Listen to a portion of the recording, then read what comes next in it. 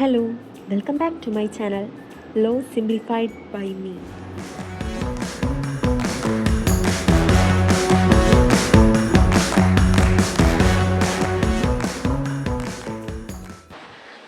In a democratic society, there is a controversial issue relating freedom of speech versus reasonable restriction. ഭരണഘടന ഒരു രാജ്യത്തെ പൗരന് നിരവധി fundamental freedoms കൊടുക്കുന്നുണ്ട്. അത് ആർട്ടിക്കിൾ 19 ക്ലോസ് 1 ഇൻക്ലൂഡ് ചെയ്തേക്കുന്നത്. ആർട്ടിക്കിൾ 19 ക്ലോസ് 1 ക്ലോസ് എ എന്താണ് പറയുന്നത്? Freedom of speech and expression.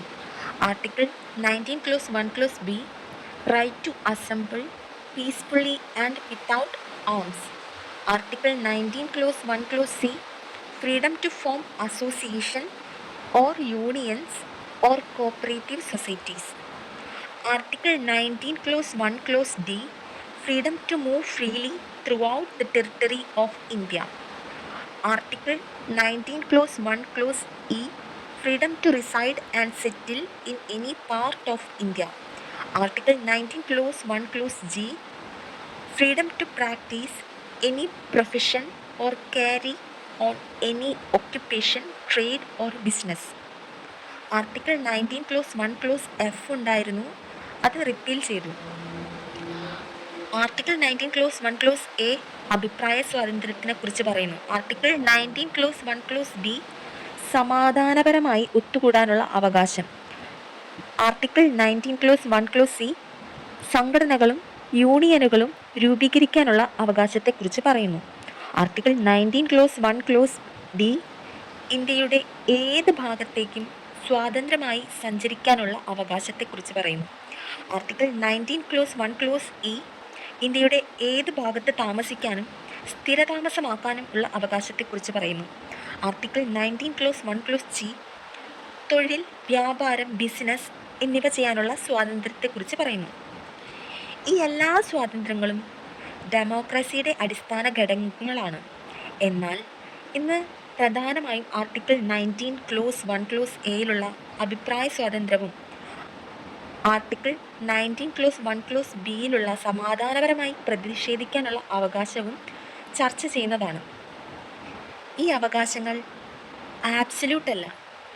പൊതുസമാധാനം, രാജ്യത്തിൻ്റെ ഐക്യം, സുരക്ഷ, മറ്റ് പൗരന്മാരുടെ അവകാശങ്ങൾ എന്നിവ സംരക്ഷിക്കുന്നതിനായി സർക്കാർ റീസണബിൾ റെസ്ട്രിക്ഷൻ അഥവാ ന്യായമായ നിയന്ത്രണങ്ങൾ ഏർപ്പെടുത്താൻ കഴിയും. ജന്തർ മന്തർ പ്രതിഷേധങ്ങളുമായി ബന്ധപ്പെട്ട കേസുകൾ ഈ മൗലികാവകാശങ്ങളും പൊതു താൽപ്പര്യവും തമ്മിൽ ഭരണഘടന എങ്ങനെ ബാലൻസ് ചെയ്യുന്നതിൻ്റെ ഒരു ഉദാഹരണമാണ്. ആർട്ടിക്കിൾ 19 ക്ലോസ് 1 ക്ലോസ് എ എന്താണെന്ന് നോക്കാം. അതിൽ എന്താണ് പറയുന്നത്? ഓരോ ഇന്ത്യൻ പൗരനും freedom of speech and expression, അതായത് അഭിപ്രായ സ്വാതന്ത്ര്യവും അഭിപ്രായ പ്രകടിപ്പിക്കാനുള്ള സ്വാതന്ത്ര്യവും നൽകുന്നു. ഈ അവകാശം ജനാധിപത്യത്തിൻ്റെ അടിസ്ഥാനമായ ശിലയാണ്. ഒരു ജനാധിപത്യ രാജ്യത്ത് ജനങ്ങൾക്ക് സർക്കാരിൻ്റെ പ്രവർത്തനങ്ങളെ വിമർശിക്കാനും സ്വന്തം അഭിപ്രായങ്ങൾ തുറന്നു പറയാനും പൊതു ചർച്ചകളിൽ പങ്കെടുക്കാനും ഈ അവകാശം സഹായിക്കുന്നു. ഈ അവകാശത്തിൽ ഉൾപ്പെടുന്നത് എന്തൊക്കെയാണ്? സ്പീക്ക് ആൻഡ് എക്സ്പ്രസ് വ്യൂസ്, സംസാരിക്കാൻ ഉള്ള അവകാശം. റൈറ്റ് ആൻഡ് പബ്ലിഷ്, എഴുതാനും പ്രസിദ്ധീകരിക്കാനും ഉള്ള അവകാശം. ഫ്രീഡം ഓഫ് ദ പ്രസ്, മാധ്യമ സ്വാതന്ത്ര്യം. പീസ്ഫുൾ പ്രൊട്ടസ്റ്റ് ആൻഡ് ഡിസെൻറ്റ്, സമാധാനപരമായി പ്രതിഷേധിക്കാനും വിയോജിപ്പ് രേഖപ്പെടുത്താനും ഉള്ള അവകാശം. റിസീവ് ആൻഡ് ഇമ്പാർട്ട് ഇൻഫർമേഷൻ, വിവരങ്ങൾ സ്വീകരിക്കാനും മറ്റുള്ളവർക്ക് കൈമാറാനും ഉള്ള അവകാശം. ആർട്ടിസ്റ്റിക് ആൻഡ് സിംബോളിക് എക്സ്പ്രഷൻ, കല, ചിത്രങ്ങൾ, സിനിമ, നാടകം, ചിഹ്നങ്ങൾ തുടങ്ങിയവയിലൂടെ അഭിപ്രായം പ്രകടിപ്പിക്കാനുള്ള സ്വാതന്ത്ര്യം. എന്നാൽ ഒരു കാര്യം പ്രത്യേകം ശ്രദ്ധിക്കണം. ആർട്ടിക്കിൾ 19 ക്ലോസ് 1 ക്ലോസ് എ നൽകുന്ന ഈ അവകാശം ആബ്സല്യൂട്ട് അല്ല. Freedom of speech and expression relate ചെയ്തിട്ടുള്ളൊരു ഇമ്പോർട്ടൻറ്റ് കേസ് ലോയാണ് Romesh Thappar versus state of Madras in the year 1950. Supreme court of India delivered its judgment on 26th May 1950 that established freedom of the press as an integral part of the fundamental right to freedom of speech and expression under Article 19 Clause 1 Clause A. The case arose when the Madras government banned the circulation of Tapa's journal Crossroad. Cross എന്ന് പറയുന്ന ഒരു journal ഉണ്ടായിരുന്നു താപ്പാറിൻ്റെ. ആ journal Madras government ban ചെയ്തു. എന്തുകൊണ്ടാണ് ഈ cross road എന്ന് പറയുന്ന ജേണൽ നിരോധിച്ചത്? അത് സർക്കാരിനെ വിമർശിച്ചു എന്നുള്ളൊരു കാരണം കൊണ്ടാണ് ബാൻ ചെയ്തത്, അതിൻ്റെ സർക്കുലേഷൻ ബാൻ ചെയ്തത്. The case arose when the Madras government banned the circulation of Tapa's journal Crossroad, invoking Section 9, Clause 1A of the Madras Maintenance of Public Order Act 1949, citing public safety and public order. The Supreme Court, in an unanimous decision, struck down the ban and declared the section unconstitutional, ruling that public order was not permissible ground for restricting speech in the unamended constitution, which only allowed restriction for security of the state.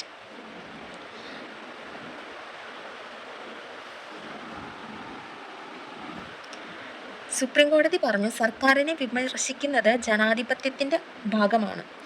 അഭിപ്രായ സ്വാതന്ത്ര്യം ജനാധിപത്യത്തിൻ്റെ അടിത്തറയാണ്. അതിനാൽ നിരോധനം ഭരണഘടനാ വിരുദ്ധമാണെന്ന് കോടതി വിധിച്ചു.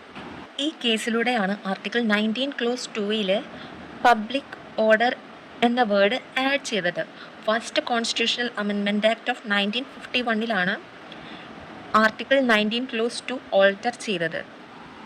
Next കേസാണ് Brij Bhushan versus state of Delhi in the same year 1950. It is a landmark Supreme Court judgment that established pre-censorship of publication as a violation of the fundamental right to freedom of speech and expression under Article 19 Clause 1 Clause A of the Indian Constitution. The case involved Brijbhushan Sharma, printer and publisher of the weekly newspaper Organizer, who challenged a pre-censorship order issued by the Chief Commissioner of Delhi under Section 7 Clause 1 Clause C of the East Punjab Public Safety Act 1949. The order required the submission of all communal matter and news about Pakistan for scrutiny before publication, citing threats to public safety and order. Brij Bhushan versus state of Delhi. ഈ കേസിൽ എന്താണ് പറയുന്നത്? ഈ കേസിൽ സർക്കാർ പത്രത്തിൽ വാർത്ത പ്രസിദ്ധീകരിക്കുന്നതിന് മുമ്പ് അനുമതി വാങ്ങണമെന്ന് ആവശ്യപ്പെട്ടു. ഒരു കേസ് ഒരു വീക്ക്ലിയിൽ വരുന്നതിന് മുമ്പ് അല്ലെങ്കിൽ ഏതെങ്കിലും ഒരു ന്യൂസ് പേപ്പറിൽ വരുന്നതിന് മുമ്പേ തന്നെ ഗവൺമെൻറ്റിൻ്റെ കയ്യിൽ നിന്നും പ്രയർ അപ്രൂവൽ വേണമെന്ന്, അതായത് പ്രീ സെൻസർഷിപ്പ് ആവശ്യമാണെന്ന് പറഞ്ഞുകൊണ്ടായിരുന്നു ഈ കേസിൻ്റെ തുടക്കം. സുപ്രീം കോടതി എന്താണ് പറഞ്ഞത്? സുപ്രീം കോടതി പറഞ്ഞു, പത്രം പ്രസിദ്ധീകരിക്കുന്നതിന് മുമ്പ് സർക്കാർ സെൻസർ ചെയ്യാൻ സാധിക്കില്ല. ഇത് ആർട്ടിക്കിൾ 19 ക്ലോസ് 1 ക്ലോസ് എയുടെ ലംഘനമാണ് എന്നാണ് സുപ്രീം കോടതി പറഞ്ഞത്. നെക്സ്റ്റ് കേസാണ് Bennett, Coleman and company versus union of India in the year 1973. Supreme Court of India judgment that established freedom of the press as an integral part of Article 19 Clause 1 Clause A of the Constitution. The court declared the government's newspaper policy of 1972 to 73 is unconstitutional, ruling that quantitative restriction on newspaper pages and circulation violated fundamental rights to freedom of speech and expression and equality under Article 14. The judgment affirmed that corporations can invoke fundamental rights and that any restriction on press freedom must be reasonable and directly related to legitimate state interest, such as genuine shortages rather than arbitrary controls on growth or circulation. Bennett, Coleman and Company versus Union of India 1973 സർക്കാർ പത്രങ്ങൾക്ക് ഉപയോഗിക്കാവുന്ന news പ്രിൻറ്റിന് നിയന്ത്രണം ഏർപ്പെടുത്തി. അതായത് government news paper pages print ചെയ്യുന്നതിന് ഒരു number of pages മാത്രമേ print ചെയ്യാൻ പറ്റുള്ളൂ എന്ന് ലിമിറ്റ് ചെയ്തു based on news print policy.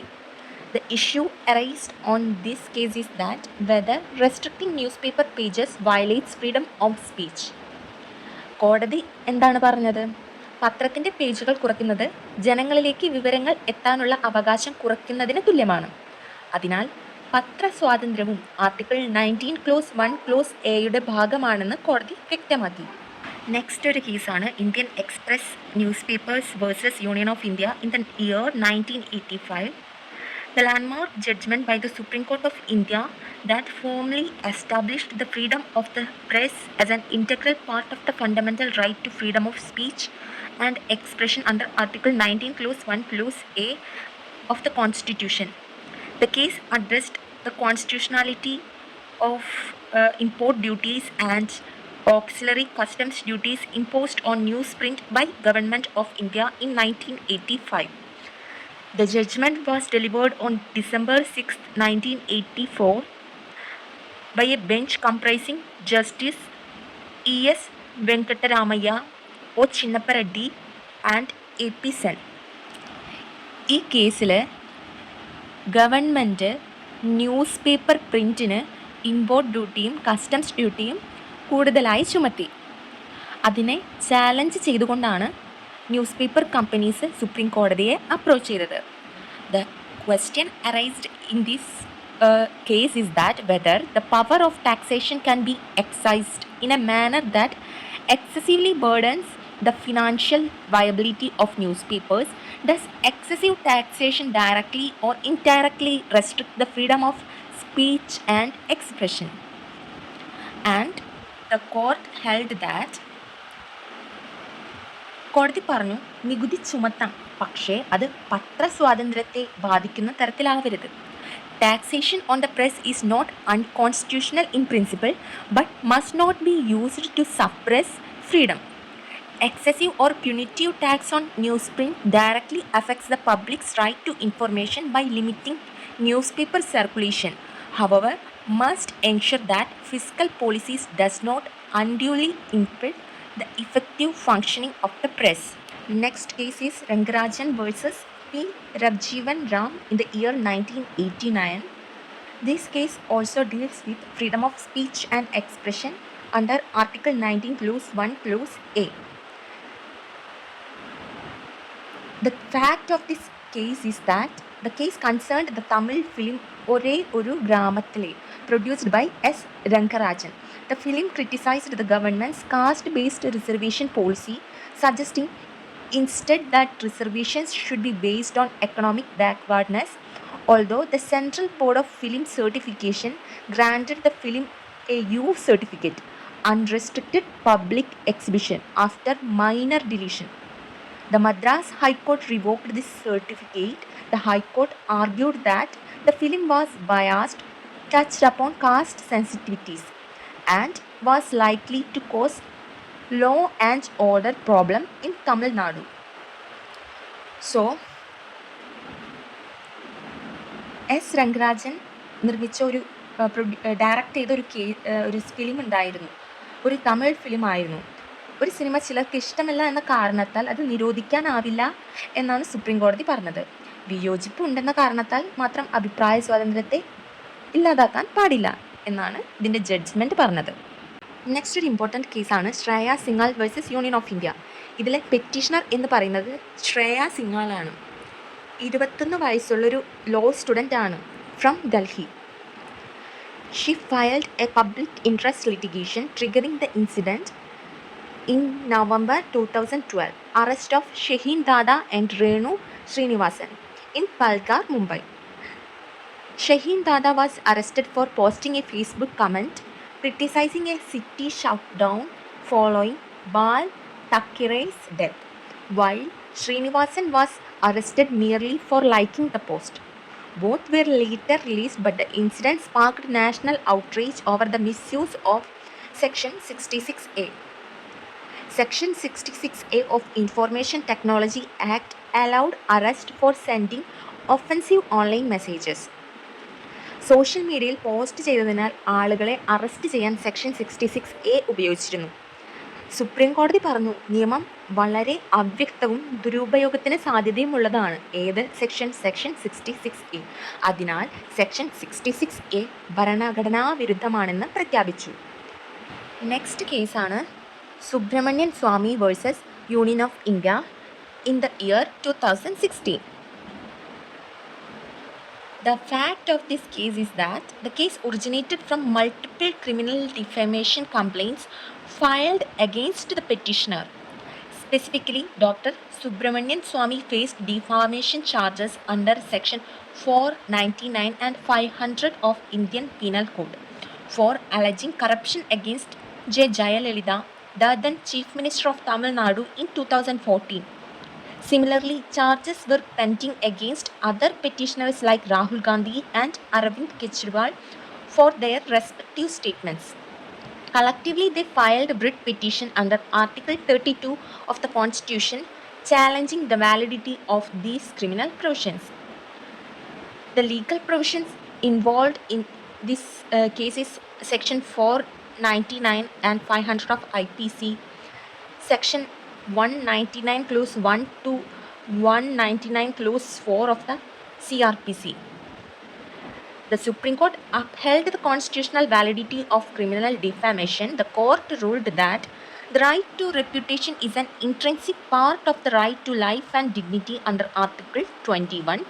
Criminal defamation constitutes a reasonable restriction on the freedom of speech under Article 19 clause 2. The state has legitimate interest in protecting individual dignity, which cannot be sacrificed solely for another's freedom of free speech. So ഈ കേസിൽ criminal defamation നിയമം ചോദ്യം ചെയ്തുകൊണ്ടായിരുന്നു. Supreme കോടതി പറഞ്ഞു, അഭിപ്രായ സ്വാതന്ത്ര്യം മറ്റൊരാളുടെ പ്രശസ്തി നശിപ്പിക്കാനുള്ള അവകാശമല്ല. അതിനാൽ ക്രിമിനൽ ഡിഫാമേഷൻ നിയമം സാധുവാണ്, അത് അപ്ഹെൽഡ് ചെയ്തു എന്നാണ് പറഞ്ഞത്. Next case is Anuradha Bhasin versus union of India in the year 2020. The bench in this case is that Justice N.B. Ramana, B.R. Gawai and R. Subhash Reddy. Background of this case is that the case arose following the abrogation of Article 370 on August 2019, which revoked Jammu and Kashmir's special constitutional status. In anticipation and aftermath, 4th August 2019, complete suspension of mobile, landline and internet services across Jammu and Kashmir. Section 144 CRPC imposed banning public assemblies and restricting movements. Petitioner Anuradha Bhasin, executive editor of Kashmir Times, could not publish her newspaper from 6th August 2019 due to communication blackout. Jammu കാശ്മീരിൻ്റെ special constitutional status എടുത്തു കളഞ്ഞതിന് ശേഷം mobile, landline, internet service complete ആയിട്ട് suspend ചെയ്തു. അതുപോലെ public assemblies കൂടുന്നതൊക്കെ ban ചെയ്തു. അനുരാധ ഭാസിൻ എന്ന് പറയുന്നത് കാശ്മീർ ടൈംസിലെ എക്സിക്യൂട്ടീവ് എഡിറ്റർ ആയിരുന്നു. Due to this communication blackout, she could not publish her newspaper. അതിൻ്റെ ബേസിലാണ് ഈ കേസ് സുപ്രീം കോടതിയിൽ പോയത്. The legal issues in this case is that whether internet access is a fundamental right under Article 19 clause 1 clause A of freedom of speech and Article 19 clause 1 clause G freedom of trade, whether indefinite internet shutdowns are constitutional, whether the government can withhold a restriction order from the public scrutiny, validity of repetitive section 144 CRPC orders, impact on freedom of the press. ഇത്രയും question ആണ് arise ചെയ്തത്. ജമ്മു കാശ്മീരിൽ internet സേവനങ്ങൾ ദീർഘകാലത്തേക്ക് നിർത്തിവെച്ചതുകൊണ്ടാണ് ഇങ്ങനൊരു case arise ചെയ്തത്. Supreme കോടതി പറഞ്ഞു, ഇൻ്റർനെറ്റിലൂടെയുള്ള അഭിപ്രായ പ്രകടനവും ആർട്ടിക്കിൾ 19 ക്ലോസ് 1 ക്ലോസ് എയുടെ സംരക്ഷണത്തിൽ വരുന്നു. ഇൻ്റർനെറ്റ് നിരോധനം അനിവാര്യവും ന്യായവുമായ സാഹചര്യങ്ങളിൽ മാത്രമേ അനുവദിക്കാവൂ എന്നാണ് Anuradha Bhasin versus union of India in the year 2020 പറഞ്ഞത്. ഫ്രീഡം ഓഫ് സ്പീച്ച് ആൻഡ് എക്സ്പ്രഷന് കുറച്ച് റീസണബിൾ റെസ്ട്രിക്ഷൻ ഉണ്ട്. അത് ആർട്ടിക്കിൾ 19 ക്ലോസ് 2 പറയുന്നത്. റീസണബിൾ റെസ്ട്രിക്ഷൻ കൊണ്ടുവരാൻ കുറച്ച് ഗ്രൗണ്ട്സ് ഉണ്ട്. The state may impose reasonable restriction on the freedom of speech and expression in the interest of sovereignty and integrity of India. India എന്ന രാജ്യത്തിൻ്റെ പരമാധികാരത്തിനും ഭീഷണിയാവുന്ന അല്ലെങ്കിൽ ഇൻറ്റഗ്രിറ്റിക്ക് ഭീഷണിയാവുന്ന എന്തെങ്കിലും പ്രസ്താവനകളാണെങ്കിൽ അത് നിയന്ത്രിക്കാൻ പറ്റും. രണ്ടാമത്, സെക്യൂരിറ്റി ഓഫ് ദി സ്റ്റേറ്റ്. രാജ്യസുരക്ഷയെ ബാധിക്കുന്ന പ്രസംഗങ്ങളോ പ്രവർത്തനങ്ങളോ നിയന്ത്രിക്കാൻ പറ്റും. ഇതെല്ലാം റീസണബിൾ റെസ്ട്രിക്ഷൻ ആയിരിക്കണം. അല്ലാതെ freedom of speech and expression completely abandon ചെയ്യുന്ന പോലെ ആവരുത്. മൂന്നാമത്, friendly relation with foreign States. അതായത് വിദേശ രാജ്യങ്ങളുമായുള്ള സൗഹൃദ ബന്ധം തകർക്കുന്ന രീതിയിലുള്ള പ്രസ്താവനകളാണെങ്കിൽ അതും നിയന്ത്രിക്കാം. നാലാമത്, പബ്ലിക് ഓർഡർ. കലാപം, അക്രമം, പൊതുസമാധാന ലംഘനം എന്നിവയ്ക്ക് കാരണമാകുന്ന ചില പ്രസംഗങ്ങളുണ്ട്. അതും റീസണബിളി റെസ്ട്രിക്റ്റ് ചെയ്യാം. അഞ്ചാമത്, ഡീസൻസി ഓർ മൊറാലിറ്റി. അശ്ലീലമോ അല്ലെങ്കിൽ സാമൂഹിക വിരുദ്ധമായ പ്രസ്താവനകളാണെങ്കിൽ അതും നിയന്ത്രിക്കാം. ആറാമത്, കണ്ടംപ്റ്റ് ഓഫ് കോർട്ട്. കോടതിയുടെ അധികാരത്തെയും മാന്യതയെയും അപമാനിക്കുന്ന പ്രസ്താവനകളാണെങ്കിൽ അതും നിയന്ത്രിക്കാം. ഏഴാമത്, ഡിഫാമേഷൻ. മറ്റൊരു വ്യക്തിയുടെ പ്രശസ്തിയെ അന്യായമായി ഡിഫെയിം ചെയ്യുന്ന പ്രസ്താവനകളാണെങ്കിൽ അത് നിയമപരമായ നടപടികൾ സ്വീകരിക്കാം. എട്ടാമത്, ഇൻസൈറ്റ്മെൻറ്റ് ടു ആൻ ഒഫൻസ്. കുറ്റകൃത്യങ്ങൾ ചെയ്യാൻ ആളുകളെ പ്രേരിപ്പിക്കുന്ന പ്രസംഗങ്ങൾ, അതും സംരക്ഷിക്കപ്പെടില്ല.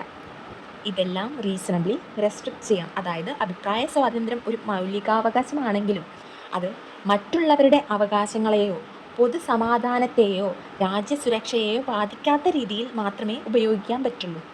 എല്ലാ നിയന്ത്രണങ്ങളും നിയമപരവും ന്യായവുമായിരിക്കണം, റീസണബിൾ ആയിരിക്കണം, അതുപോലെ പ്രൊപ്പോർഷണേറ്റും ആയിരിക്കണം. എന്തുകൊണ്ടാണ് ജന്തർ മന്തർ പ്രതിഷേധ കേന്ദ്രമായി തിരഞ്ഞെടുക്കാൻ കാരണം? ഒന്നാമതായി, ഇത് പാർലമെൻറ്റ്, കേന്ദ്ര മന്ത്രാലയങ്ങൾ, നോർത്ത് ബ്ലോക്ക്, സൗത്ത് ബ്ലോക്ക് തുടങ്ങിയ പ്രധാന സർക്കാർ ഓഫീസുകൾക്ക് സമീപമാണ്. അതിനാൽ പ്രതിഷേധക്കാരുടെ ആവശ്യങ്ങൾ സർക്കാരിൻ്റെ ശ്രദ്ധയിലെത്തിക്കാൻ ഇത് അനുയോജ്യമായ സ്ഥലമാണ്. രണ്ടാമത്, ഇവിടെ വലിയ തുറസായ സ്ഥലമുള്ളതിനാൽ ആയിരക്കണക്കിന് ആളുകൾക്ക് സമാധാനപരമായി പ്രതിഷേധിക്കാൻ സാധിക്കും. മൂന്നാമതായി, അതീവ സുരക്ഷാ മേഖലയായ പാർലമെൻറ്റ് സമുച്ചയത്തിൽ നിന്ന് കുറച്ച് അകലെയായതിനാൽ സുരക്ഷയും പ്രതിഷേധാവകാശവും ഒരുപോലെ സംരക്ഷിക്കാൻ കഴിയും. നാലാമത്, ഡൽഹി പോലീസിന് ഇവിടെ പ്രതിഷേധങ്ങൾ നിയന്ത്രിക്കാനും സുരക്ഷ ഉറപ്പാക്കാനും കൂടുതൽ എളുപ്പമാണ്. അഞ്ചാമതായി, 1993 ബോട്ട് ക്ലബിൽ പ്രതിഷേധങ്ങൾ നിരോധിച്ചതിന് ശേഷം സർക്കാർ ജന്തർ മന്തറിനെ ഔദ്യോഗിക പ്രതിഷേധ കേന്ദ്രമായി ഉപയോഗിക്കാൻ തുടങ്ങി. അതിനാൽ ജന്തർ മന്തർ ഒരു സാധാരണ സ്ഥലം മാത്രമല്ല, ഇന്ത്യയിൽ ജനാധിപത്യപരമായ പ്രതിഷേധത്തിൻ്റെ അഭിപ്രായ സ്വാതന്ത്ര്യത്തിൻ്റെയും പ്രതീകമായി ജന്തർ മന്തർ മാറി. 1993 ബോട്ട് ക്ലബ് ബാൻ. എന്താണ് ബോട്ട് ക്ലബ്? ഈ ബോട്ട് ക്ലബ് ലൊക്കേറ്റ് ചെയ്തിരുന്നത് രാജ്പഥിലാണ്. ഇന്നത് അറിയപ്പെടുന്നത് കർത്തവ്യ പാത്ത്. എവിടെയാണ്? ന്യൂഡൽഹിയിലാണ്. India's principal venue for public demonstration before 1993. 1993 മുൻപ് ബോട്ട് ക്ലബ് കർഷകർ, തൊഴിലാളികൾ, വിദ്യാർത്ഥികൾ, പൊളിറ്റിക്കൽ പാർട്ടീസ്, സാമൂഹിക സംഘടനകൾ തുടങ്ങി നിരവധി വിഭാഗങ്ങൾ നാഷണൽ ലെവലിലുള്ള പ്രതിഷേധങ്ങൾ ബോട്ട് ക്ലബിലാണ് സംഘടിപ്പിച്ചിരുന്നത്. Why was it banned? എന്തുകൊണ്ടാണ് ഈ ബോട്ട് ക്ലബിൽ നടന്നിരുന്ന പ്രതിഷേധങ്ങൾ ബാൻ ചെയ്തത്? Because security concerns near parliament and government buildings. പാർലമെൻറ്റിനും കേന്ദ്ര സർക്കാർ ഓഫീസുകൾക്കും സമീപമായതിനാൽ സുരക്ഷാ ആശങ്ക ഉയർന്നു വന്നു. ഗതാഗത തടസ്സം വർദ്ധിച്ചു. ട്രാഫിക് ബ്ലോക്ക്സ് കണ്ടിന്യൂസ് ആയിട്ട് വന്നതുകൊണ്ട് അവിടെ പൊതുജനങ്ങൾക്ക് ബുദ്ധിമുട്ടുണ്ടാക്കി തുടങ്ങി. ചില പ്രതിഷേധങ്ങളിൽ പൊതുമുതൽ നശീകരണവും നിയമസമാധാന പ്രശ്നങ്ങളും ഉണ്ടായി. ഭരണപരമായ ബുദ്ധിമുട്ടുകളും വർദ്ധിച്ചു വന്നു. traffic congestion and disruptions of public life, damage to public property during large gatherings, administrative and law and order concerns. ഈ സാഹചര്യത്തിൽ 1993 കേന്ദ്ര സർക്കാർ ബോട്ട് ക്ലബിൽ പ്രതിഷേധങ്ങൾ നിരോധിച്ചു. അതിനുശേഷം ജന്തർ മന്തർ ഡൽഹിയിലെ പ്രധാന പ്രതിഷേധ കേന്ദ്രമായി മാറി. അവിടെ പ്രതിഷേധങ്ങൾ നടത്താൻ അനുമതി നൽകുന്ന സംവിധാനം രൂപീകരിച്ചു.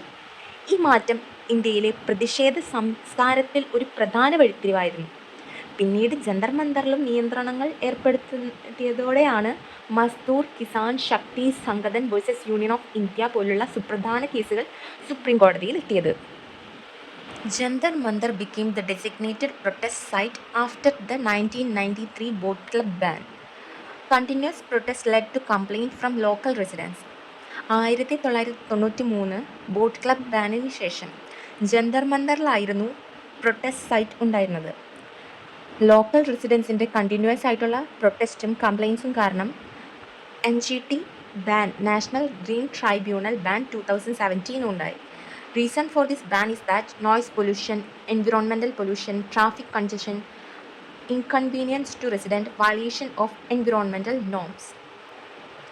ഈ പരാതികളുടെ അടിസ്ഥാനത്തിൽ നാഷണൽ ഗ്രീൻ ട്രൈബ്യൂണൽ 2017 ജന്തർ മന്തറിൽ പ്രതിഷേധങ്ങൾ നടത്തുന്നത് നിരോധിച്ചു. കൂടാതെ പ്രതിഷേധങ്ങൾക്കായി സർക്കാർ മറ്റൊരു അനുയോജ്യമായ സ്ഥലം കണ്ടെത്തണമെന്ന് നിർദ്ദേശിച്ചു. എന്നാൽ ഈ ഉത്തരവ് വലിയ കോൺസ്റ്റിറ്റ്യൂഷണൽ ഡിബേറ്റ്സിന് വഴിവെച്ചു.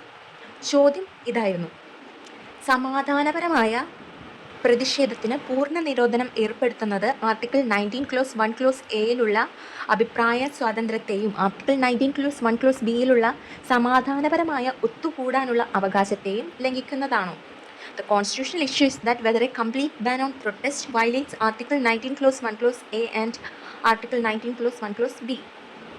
ഈ ചോദ്യമാണ് പിന്നീട് Mazdoor Kisan Shakti Sangathan versus union of India 2018 എന്ന സുപ്രീം കോടതി കേസിൽ പരിഗണിക്കപ്പെട്ടത്. NGT did not deny the importance of the right to protest, rather it prioritized environmental protection and the right of local residents. However, the Supreme Court later clarified that a complete or blanket ban on peaceful protest is unconstitutional and that authorities must balance competing rights. Mazdoor Kisan Shakti Sangathan versus union of India 2018 എന്ന case നോക്കാം. 2017 national green tribunal Jantar മന്തറിൽ പ്രതിഷേധങ്ങൾ നടത്തുന്നതിന് പൂർണ്ണ വിലക്ക് ഏർപ്പെടുത്തി. ഈ ഒരു ഉത്തരവിനെതിരെ മസ്ദൂർ കിസാൻ ശക്തി സംഘടൻ MKSS ഉൾപ്പെടെയുള്ള സംഘടനകൾ സുപ്രീം കോടതിയെ സമീപിച്ചു. The major issue of this case is that whether a complete ban on protest violate Article 19 clause 1 clause A and Article 19 clause 1 clause B, and how to balance the right of protesters and local residents is the second issue raised in this case. Supreme കോടതിയിലെ മുന്നിലുണ്ടായിരുന്ന പ്രധാന ചോദ്യങ്ങൾ ഇവയായിരുന്നു: ജന്തർ മന്തറിൽ പ്രതിഷേധങ്ങൾ പൂർണ്ണമായി നിരോധിക്കുന്നത് ആർട്ടിക്കിൾ 19 ക്ലോസ് 1 ക്ലോസ് എയിലുള്ള ഫ്രീഡം ഓഫ് സ്പീച്ച് ആൻഡ് എക്സ്പ്രഷനും ആർട്ടിക്കിൾ 19 ക്ലോസ് 1 ക്ലോസ് ബിയിലുള്ള സമാധാനപരമായ ഒത്തുകൂടാനുള്ള അവകാശവും ലംഘിക്കുന്നതാണോ എന്നായിരുന്നു. പ്രതിഷേധക്കാരുടെ സമീപവാസികളുടെയും അവകാശങ്ങൾ തമ്മിൽ എങ്ങനെ ബാലൻസ് ചെയ്യണം എന്നായിരുന്നു രണ്ടാമത്തെ ക്വസ്റ്റ്യൻ. സുപ്രീം കോടതി വളരെ പ്രധാനപ്പെട്ട ചില പ്രിൻസിപ്പിൾസ് പ്രഖ്യാപിച്ചു. ഒന്നാമതായി, peaceful protest is a fundamental right. Blanket ban on protest is unconstitutional. The state may regulate but not prohibit peaceful protest. Restrictions must satisfy the test of proportionality. So ഒന്നാമതായി സമാധാനപരമായി പ്രതിഷേധിക്കുന്നത് ഒരു മൗലികാവകാശമാണ്. രണ്ടാമതായി സർക്കാരിന് പ്രതിഷേധങ്ങൾ നിയന്ത്രിക്കാം, റെഗുലേറ്റ് ചെയ്യാം, പക്ഷെ പൂർണ്ണമായി നിരോധിക്കാൻ കഴിയില്ല, അതായത് ബ്ലാങ്കറ്റ് ബാൻ കഴിയില്ല. മൂന്നാമതായി സർക്കാർ ഏർപ്പെടുത്തുന്ന എല്ലാ നിയന്ത്രണങ്ങളും റീസണബിൾ ആയിരിക്കണം. കൂടാതെ പ്രിൻസിപ്പിൾ ഓഫ് പ്രൊപ്പോർഷണാലിറ്റി പാലിക്കണം, അതായത് ആവശ്യമായ പരിധിയിൽ മാത്രമേ നിയന്ത്രണങ്ങൾ ഏർപ്പെടുത്താൻ പറ്റുള്ളൂ. ഈ വിധി ഇന്ത്യയിൽ പ്രതിഷേധിക്കാനുള്ള അവകാശത്തെ ശക്തമാക്കി.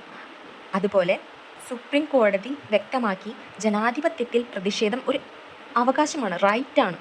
ഭരണകൂടത്തിൻ്റെ, അതായത് ലെജിസ്ലേറ്റീവിൻ്റെ കടമ എന്ന് പറയുന്നത് ഭരണഘടന അനുസൃതമായി നിയന്ത്രിക്കുകയാണ്. അതായത് റീസണബിൾ റെസ്ട്രിക്ഷൻ പാടും, അല്ലാതെ ഇല്ലാതാക്കുക, ആ ഒരു ഫണ്ടമെൻ്റൽ റൈറ്റ് ഒന്നും ഇല്ലാതാക്കാൻ പറ്റില്ല. അതോടൊപ്പം പ്രതിഷേധക്കാരുടെ അവകാശം, പ്രൊട്ടസ്റ്റേഴ്സിൻ്റെ അവകാശം, ലോക്കൽ റെസിഡൻസിന് സമാധാനപരമായ ജീവിതത്തിനുള്ള അവകാശം, സമാധാനം, പരിസ്ഥിതി സംരക്ഷണം എന്നിവ തമ്മിൽ ഒരു ബാലൻസ്ഡ് ആയിരിക്കണം എന്നാണ് കോടതി പറഞ്ഞത്.